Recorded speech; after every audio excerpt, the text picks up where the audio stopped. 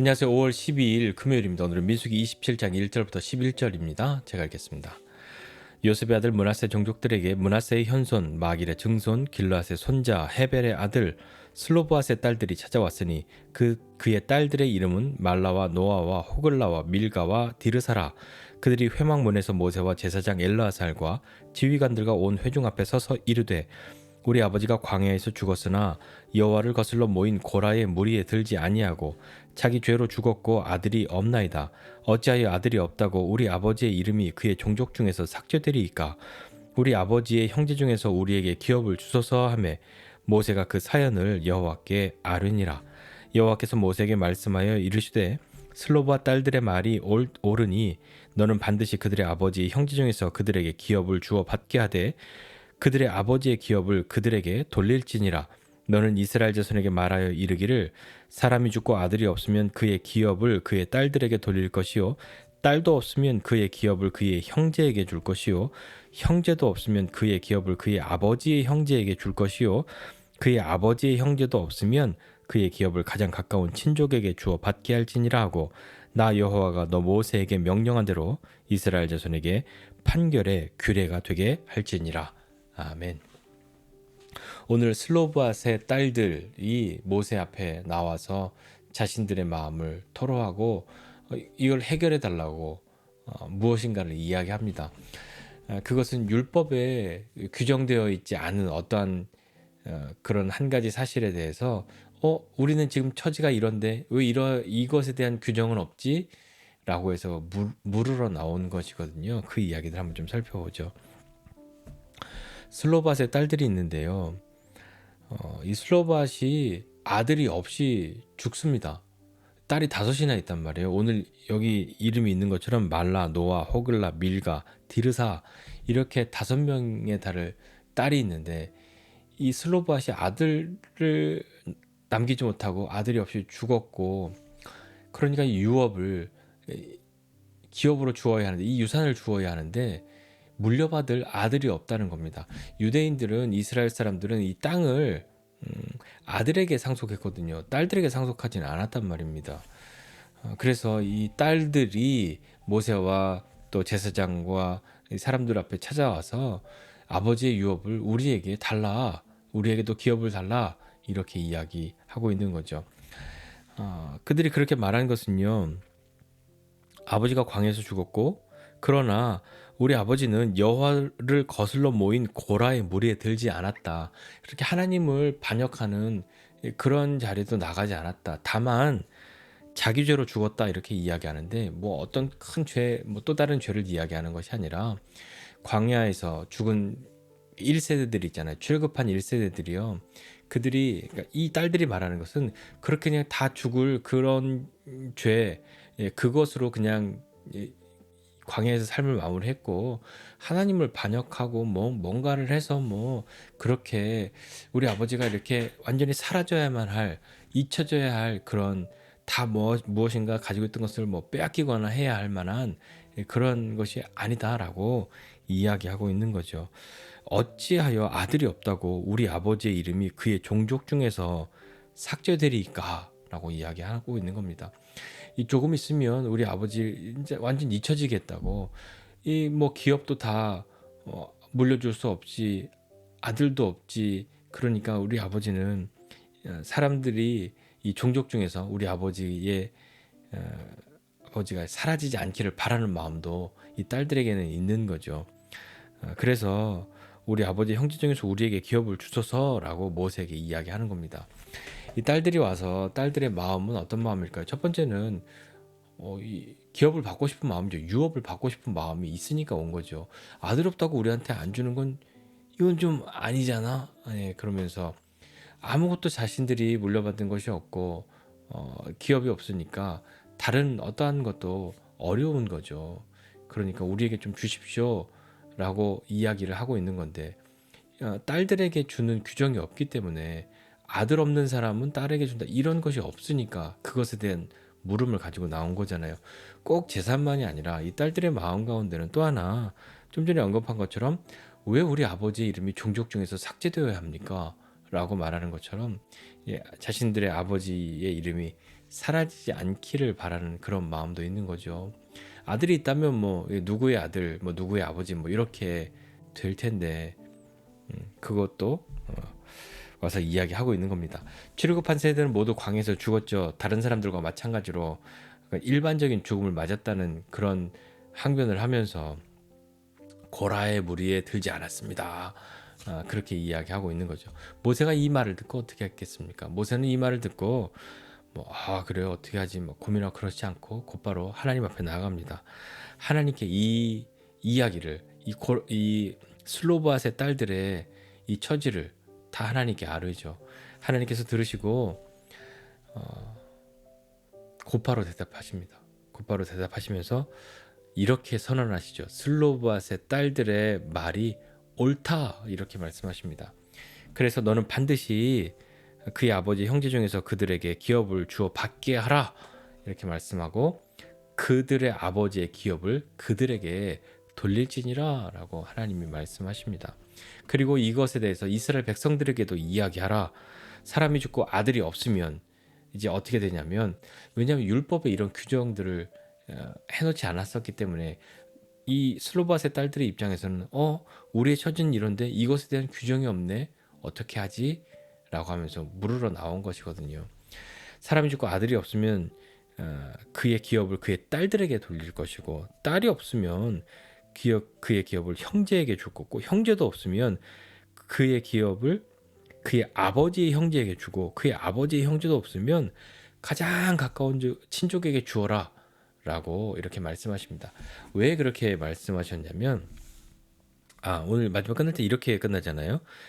나 여호와가 너 모세에게 명령한 대로 이스라엘 자손에게 판결의 규례가 되게 할지니라. 판결의 규례, 이렇게 판결해서 규례로 남겨놓아라. 이렇게 앞에 판결한 선례가 있다. 이렇게 해야 한다. 이런 경우는 이렇게 되어야 한다라고 정해주신 겁니다. 예, 오늘 이제 이것이 본문의 내용이었고요.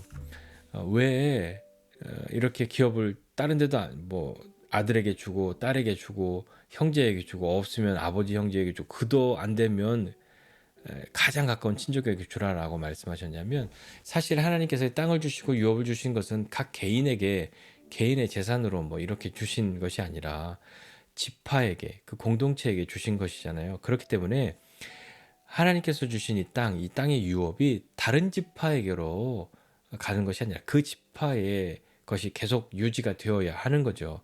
그러니까 지금 슬로바스의 딸들은요 아직 결혼하지 않았거든요. 근데 모세가 나중에 또 다른 데서는 이야기한단 말이에요. 뭐라고 이야기하냐면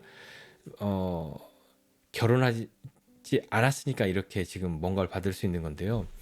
결혼했다면 남편의 기업에 참여했을 거죠. 뭐 다른 지파 사람이랑 결혼했든지 간에 다 남편의 기업에 참여했을 건데, 민수기 36장에 가면 이 이야기 한 번 더 나오거든요. 슬로바스의 딸들의 이야기를 언급할 때 모세는요, 이 사람들이 슬로바스의 딸들이 다른 지파의 남자와 결혼할 수 없다 이렇게 이야기합니다. 왜냐하면 므낫세 지파의 그걸 받았잖아요. 그 유업을 받았기 때문에 이걸 가지고 다른 지파로 가게 되면, 다른 지파 사람과 결혼하면 뭐 따로 할 수 있는 건 아니에요. 그것이 다른 지파로 넘어가게 되니까 그렇게 할 수 없다라고 말씀한 거죠. 마음대로 시집은 가도 돼. 그렇지만 므낫세 지파 사람들에게만 너는 결혼해야 해 라고 정해준 겁니다. 오늘 말씀 보면 좀 생각해 보고 싶은 것이 있습니다. 무엇이냐면요, 하나님이 우리의 소리에도 귀를 기울여 주실까? 라고 하는 거죠. 뭐 그걸 한번 좀 살펴보고 같이 기도했으면 좋겠습니다. 슬로바스의 딸들의 이야기는요 모두가 들었습니다. 모세도 들었고요, 엘르아살도 들었고요, 지휘관들도 들었고요, 모든 회중들 다 들었습니다. 그리고 하나님도 들으셨습니다. 모세가 아뢰었잖아요. 물론 모세가 하나님께 아뢰지 않았어도 하나님은 아셨을 겁니다만, 그러니까 모두가 들었단 말입니다. 뭐 지금은 많이 나아졌다고 해도 아직도 우리는 뭐 인권에 있어서 차별이나 여전한 어려움이 있는 영역들이 있잖아요. 특별히 여성의 권리 같은 그런 것들은요 지금 굉장히 많이 좋아졌습니다만, 지금이 아니라 수천 년 전이라고 한번 생각해 보십시오. 수천 년이 아니라 뭐 다만 몇십 년 전만 해도 뭐 굉장히 차이가 많이 나는데, 수천 년 전이야 오죽했겠습니까? 근데 그런 때에 이 슬로바 딸들의 요청은요, 그냥 무시되거나 그러지 않고요. 모세가 하나님 앞에 나아가 물어야만 하는 그런 이야기가 됐단 말이에요. 하나님이 즉각적으로 응답하셨죠. 때로는 우리가 하나님 앞에 뭘 물어도, 뭐 하나님이 아니라 누구에게도 뭘 물어도 아무도 내가 말하면 듣지 않을 거다라는 그런 생각을 할 때도 있습니다. 이게 실제로 그런 마음 가지고 사시는 분들도 만나본 적이 있거든요. 아무도 내 이야기 듣지 않는다. 말을 해도 소용이 없을 거야. 아무도 안 들으니까. 그것은 아마 뭐 실제로 그런 일을 겪었기 때문에 더 그렇게 마음의 생각을 굳혔을지도 모르겠습니다. 그런데요, 만약에 누군가가 이 슬로바의 딸들처럼 자신이 어떠한 이야기를 했는데 용감하게 그 이야기를 꺼내서 놓았는데 그 결과가 어떻게 나왔다. 이렇게 하나님이 정해주셔서 이것은 판결의 규례가 되게 할지니라 이렇게 정해졌다라고 하는 것을 알게 된다면요. 나도 비슷한 입장인데 라고 할 때 어떤 마음이 들겠습니까? 그럼 나도 이야기해보면 되는 것 아니야? 나도 똑같은 처지니까 그럼 이렇게 하면 되겠구나 라고 하는 것으로 마음을 결정할 수가 있죠. 선례가 있잖아요. 판결의 규례가 남아 있잖아요. 그러니까 이렇게 무엇인가 정해져서 남아있다라고 하는 것은 굉장히 의미가 있는 것이죠. 뭐 어떤 회사나 무슨 일 하다 보면 야, 우린 그런 선례가 없어 이렇게 이야기하고 안 하려고 하는 때가 있잖아요. 예전에 그렇게 안 했기 때문에 하면 안 돼 이렇게 말하는 건데 선례가 있다고 한다면 뭐 선례가 있으니까 괜찮겠는데 하고 시도해 볼 수 있는 거잖아요. 선례라는 거 굉장히 중요하죠. 자신의 처지와 빗대어서 지금 자기의 입장을 한번 가늠해 볼 수 있는 그런 나름의 기준이 되는 것이잖아요. 할 수 있겠다. 아니면 이러면 안 되겠구나. 그런 것을 알 수 있는 거죠. 앞선 광야 1세대들은요. 힘들면 어떻게 했냐면 힘들고 어려우면 그냥 제일 먼저 하는 게 불평하고 원망하고 하는 거였잖아요. 툭 하면 애굽으로 다시 돌아가자 막 이러고요. 아이고 죽겠다 뭐 이러고요. 그러나 이제 그 다음 세대들은요. 부모 세대와는 좀 다르게 반응합니다. 슬로바의 딸들은요. 이거 봐라. 이거 뭔가 얘기해야겠어 라고 들고 나왔단 말입니다. 용감하게 들고 나왔죠. 그것으로 싸움을 하겠다 그런 것이 아니라 우리는 처지가 이런데 우리 이야기를 좀 들어주세요. 이렇게 해주셔야 되지 않을까요? 라고 나온 거죠. 우리 인생에 있어서도요. 하나님과 함께한 경험 또 하나님께서 귀를 기울여 주신 그런 경험이 있다면 우리는 어떻게 될까요? 하나님께 이야기하겠죠. 힘들고 어려울 때마다 더 많이 이야기하고 기도하고 하지 않겠습니까? 경험이 있잖아요. 이 앞서서 그렇게 해주셨잖아요. 만약에 그렇지 못했다고 한다면 소용없어. 아무리 기도해도 하나님은 내 소리 듣지 않아. 그렇게 마음을 정하려고 하겠죠? 그러나 하나님께 믿음을 가지고 용기 있게 나아간 사람들은요. 하나님이 결코 외면하지 않으십니다. 내게 아무것도 하지 않으시는 것만 같아도요. 하나님은 하나님의 일을 이루어가고 계시는 것이죠. 하나님이 기다려라고 말씀하셨는데 내가 못 들었거나요. 아니면 아니다 하신 것을 못 들었거나 아니면 그런 소리는 안 듣고 싶었거나 아니면 또 다른 이유로 하나님이 침묵하시거나 하나님은 우리를 무시하지 않으세요. 침묵이 우리를 무시하시는 것이 아니라는 것을 아셔야 합니다. 그렇게 하나님이 우리의 소리에 귀를 기울이시죠. 하나님께 나아가서 묻고요. 마음을 토로해야 합니다. 슬로밧의 딸들의 소리에도 귀를 기울여 주셨는데 어찌 우리의 소리에는 귀를 안 기울여 주시겠습니까? 어떤 책의 한 구절 아주 인상적인 구절이 기억에 남습니다. 우리에게 귀를 만들어 주신 분이 어찌 우리의 소리는 듣지 않으시겠냐? 하나님의 모양과 형상을 따라 우리를 지으셨는데 우리에게 귀를 만들어 주신 분 하나님도 귀가 있으신데 왜 우리의 소리를 안 들어 주시겠냐고. 그것에 참 많은 위로와 격려를 받았던 때가 있습니다. 오늘 슬로밧의 딸들의 이야기를 보면서요. 우리도요. 어떠한 일이든지 혼자 고민하고 혼자 그냥 포기하고 하지 말고 그것을 들고 하나님 앞에 한번 나아가면 좋겠습니다. 하나님, 이런 일이 있는데요. 이건 어떻게 해야 할까요? 그것을 듣고 또 모세도 하나님 앞에 곧바로 아뢰지 않습니까? 하나님이 즉각적으로 응답해 주셨단 말입니다. 내가 뭐 기도만 하면 하나님은 즉시로 응답하셔야만 해. 그렇게 우리가 정하는 것은 아니지만 하나님의 응답이라고 하는 것이 내가 곧바로 깨달을 수도 있지만 하나님은 응답하셨는데 내가 깨닫지 못하는 그런 때도 있을 수 있지 않습니까? 오늘 이 슬로바세 딸들의 이야기에서 우리 한 가지만 좀 배우고 생각했으면 좋겠습니다. 하나님은 나에게 귀를 기울여 주신다. 그 믿음 없이 우리가 어떻게 기도할 수 있습니까? 하나님 안 들어주실 거야. 그 마음으로 기도할 수 있습니까? 하나님은 내 소리를 들어주실 거야. 그 믿음이 있으니까 기도하는 것이잖아요. 오늘 어떠한 것이 되어도요. 하나님이 우리의 소리에 귀를 기울여 주신다. 그 믿음 가지고 하나님 앞에 믿음의 용기를 가지고 나아가는 저와 여러분 모두가 되시기를 주님의 이름으로 축복합니다. 기도하겠습니다.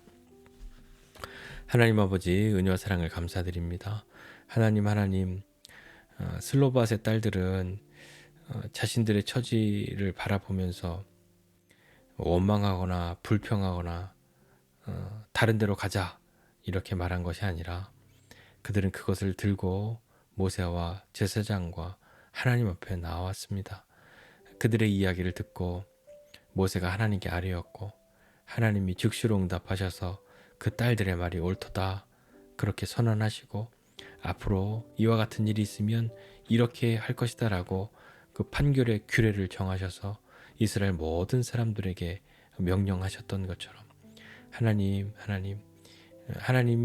우리의 소리에 귀를 기울여 주시는 분이시라는 것을 믿고 나아가게 해주십시오.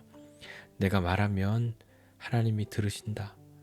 그 믿음 가지고 하나님 앞으로 오늘도 나아가서 어떠한 것이든 하나님 앞에 고하고 마음을 토로하고 하나님의 살아계심을 경험할 수 있는 그 하나님과의 그 믿음의 경험이 우리에게 믿음의 판례의 규례와 같이 남아 있을 수 있는, 그래서 언제라도 용기를 가지고 하나님 앞에 나아가도록 하나님이 우리의 소리에 귀를 기울이고 계시다는 것을 우리로 깨닫게 하여 주옵소서. 감사드리고 예수님의 이름으로 기도드립니다. 아멘.